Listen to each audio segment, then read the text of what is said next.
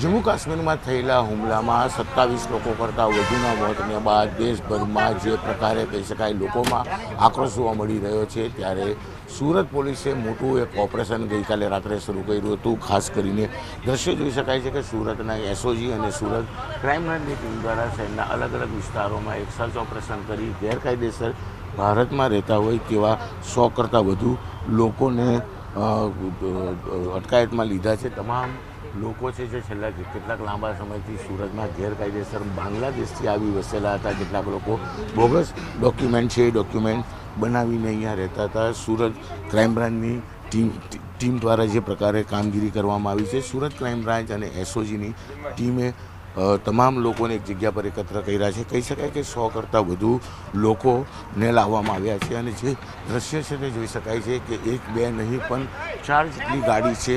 આ તમામ ગાડીઓને ભરી અને તેઓને સુરતના રિંગ રોડ વિસ્તારમાં લાવવામાં આવ્યા છે। તમામ લોકોને સુરત પોલીસના કોમ્યુનિટી હોલ ખાતે લઈ જવામાં આવશે અને ત્યારબાદ તેમના વિરુદ્ધ કાયદેસરની કાર્યવાહી કરવામાં આવશે। એટલે કે મોટા પ્રમાણમાં જે પ્રકારે કહી શકાય કે બાંગ્લાદેશીઓ ગેરકાયદેસર ભારતમાં વસતા છે, એટલે કે જમ્મુ કાશ્મીરના હુમલા બાદ ભારતમાં ગેરકાયદેસર રહેતા લોકોની હકાલપટ્ટી શરૂ થઈ છે। તેમાં બાંગ્લાદેશીઓ એકલ દોકલ પકડાતા હતા, પણ હવે જ્યારે મોટી સંખ્યામાં તમામ બાંગ્લાદેશીઓ પકડાયા છે ત્યારે તેમને સુરતના કોમ્યુનિટી હોલ ખાતે લઈ જવામાં આવશે અને ત્યારબાદ તેઓ વિરુદ્ધ કાર્યવાહી કરવામાં આવશે। સૌથી મહત્ત્વની વાત છે કે સુરત એસઓજી અને સુરત ક્રાઇમ બ્રાન્ચ પોલીસ દ્વારા જે પ્રકારે આ કામગીરી કરવામાં આવેલી છે, પોલીસની 2 મોટી બસમાં તમામ લોકોની ધરપકડ કરવામાં આવી છે। કહી શકાય કે આ તમામ લોકો જે છે એમાં મોટા પ્રમાણમાં મહિલાઓનો સમાવેશ પણ થાય છે, કારણ કે છેલ્લા લાંબા સમયથી આ લોકો ગેરકાયદેસર રીતે બોર્ડર ક્રોસ કરી ભારતમાં આવીને રહેતા હતા અને જે પ્રકારે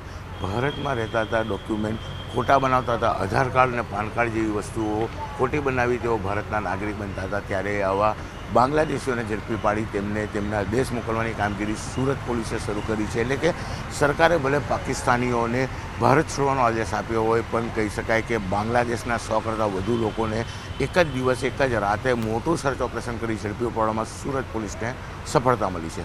सूरत पुलिस ने एक ऑपरेशन के दरमियान हम लोगों ने कोशिश की है जितने भी इलीगल बांग्लादेशी नेशनल हैं उनको आइडेंटिफाई करके डिपोर्ट करने का प्रोसेस स्टार्ट किया है। जल्द से जल्द इनको डिपोर्ट किया जाएगा। तो कैसी कार्यवाही थी, कितने लोग पकड़े गए, कितने जेल से कितनी महिलाएं? अभी अंदाजित 100 के ऊपर लोग डिटेन किए गए हैं, पूछताछ चालू है और इनकी आइडेंटिटी वेरीफाई करके तुरंत डिपोर्ट करने की कार्यवाही की जाएगी। कार्यवाही कल लेट नाइट और आज अर्ली मॉर्निंग से स्टार्ट की गई। अच्छी मात्रा में पुलिस ऑफिसर्स और पुलिस वाले इन्वॉल्व थे। जैसा मैंने आपको बताया, मूल उद्देश्य है कि इलीगल बांग्लादेशी नेशनल्स को जल्द से जल्द अपने देश से बाहर डिपोर्ट करना है, उनके देश में वापस।